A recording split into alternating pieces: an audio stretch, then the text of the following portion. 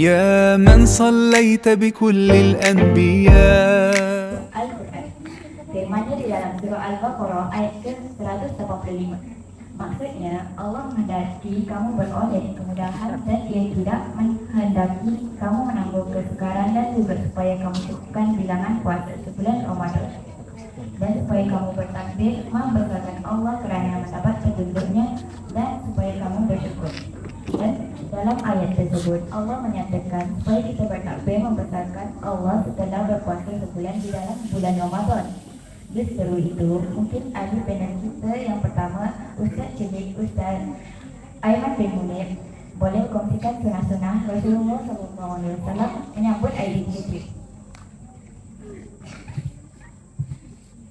Terima kasih saya ucapkan kepada moderator kita pada pagi ini.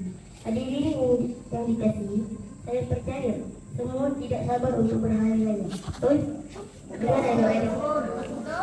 Saya akan saksikan kepada rakan-rakan antara sunnah yang boleh dilaksanakan tiba hari raya nanti. Pertama, bertakbir pada malam raya dan pagi raya di mana sahaja mereka berada. Boleh saya dengar bagaimana takbir raya? Allahu Akbar, Allahu Akbar, Allahu Akbar. La ilaha illallah, Allahu Akbar. Allahu Akbar, walillahil hamd. Wah, hebat. Bagus semuanya. Kedua, menghidupkan malam raya dengan beribadah kepada Allah Subhanahu wa taala seperti melakukan salat, berzikir, membaca Al-Quran, bertasbih, bertahmid, beristighfar dan sebagainya. Sabda Rasulullah SAW yang bermaksud, barang sesiapa yang menghidupkan 2 malam raya ikhlas kerana Allah, nescaya hatinya tidak mati pada hari yang mati segala hati. Hadis riwayat Ibnu Majah. Ketiga, mandi sunat hari raya, memakai pakaian yang baik dan memakai bau-bauan sebelum keluar menunaikan solat hari raya. Jadi itulah sebab sedikit yang saya dapat kongsikan kepada rakan-rakan. Saya kembalikan semula kepada Tuan Moderator. Terima kasih atas pengkongsian Ustaz Celik, Ustaz Aiman bin Munir. Berkaitan dengan segala Rasulullah SAW, kita ambil dan laksanakan apabila tiba hari raya Aidilfitri. Hadirin sekalian, sebelum kita lihat lebih jauh lagi tentang Aidilfitri, saya mahu bertanya kepada ahli panel kedua. Dalam kita berlomba-lomba untuk meraih kejayaan dalam bulan Ramadan, sudah pasti ada sesuatu cabaran yang akan datang. Itu perlu diuji. Kenapa kita perlu diuji? Bertepatan dengan firman Allah dalam Al-Quran menerusi ayat kedua dalam surah Al-Ankabut. Maksudnya Allah menguji kita dalam pelbagai keadaan kita bercerita bulan Ramadan kita diuji dengan puasa. Jadi bolehlah kiranya ahli panel kedua, Ustazah Celik, Ustazah Nurul Angelika, untuk menceritakan kepada kita semua cabaran-cabaran dan bagaimana menghadapinya dalam bulan Ramadan. Silakan Ustazah. Assalamualaikum dan terima kasih kepada moderator pada hari ini. Apa kabar Anda semua? Baik. Saya akan menjawab soalan yang diajukan oleh moderator. Maksud puasa itu ialah menahan diri daripada makan dan minum serta perkara yang membatalkan puasa. Bayangkan sekiranya Anda semua tidak makan dan tidak minum. Apa Anda rasa? Lapar dan haus? Ini barulah ujian kecil yang Allah perlihatkan kepada kita.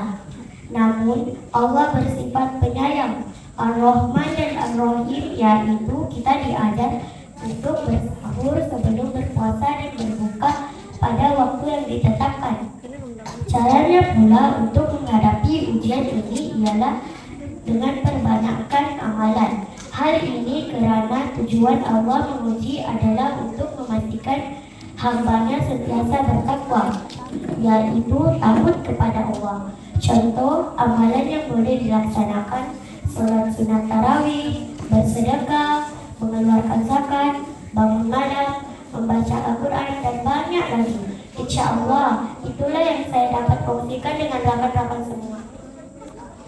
Alhamdulillah, terima kasih Ustazah. Demikianlah tadi cabaran-cabaran dihadapi oleh manusia dalam bulan Ramadan dan perkongsian cara menghadapi cabaran tersebut. Hadirin Hadirin sekalian, untuk postingan kedua, kita akan buka soalan daripada para penonton.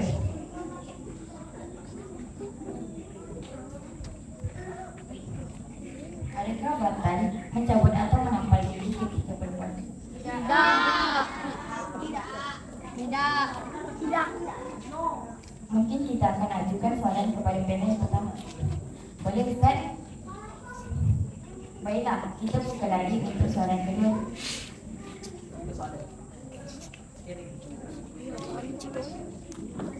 Kita buka lagi untuk soalan kedua daripada penonton. Apakah kalau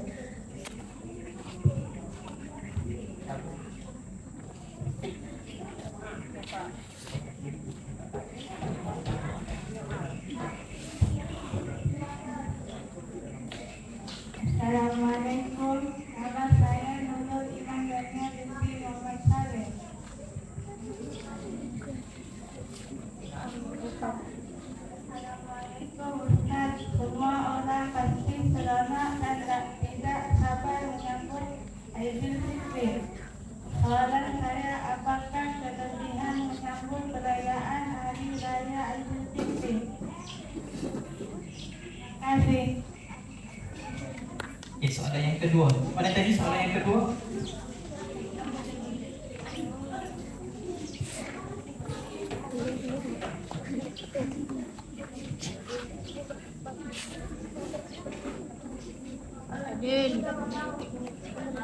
Assalamualaikum Ustaz. Kalau boleh saya tahu, adakah boleh mencabut atau menampal gigi ketika berpuasa? Terima kasih. Dan marah, nak harus pasal.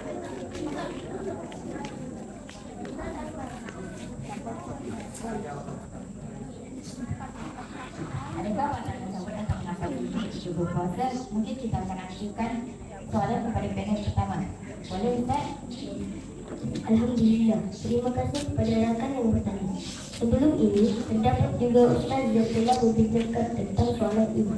Mencabut atau menampal gigi dibolehkan.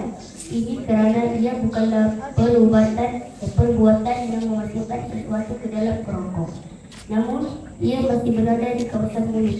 Ia akan batal sekiranya sambil cabut gigi, kita jidat aiskrim, minum air masak dan seumpamanya.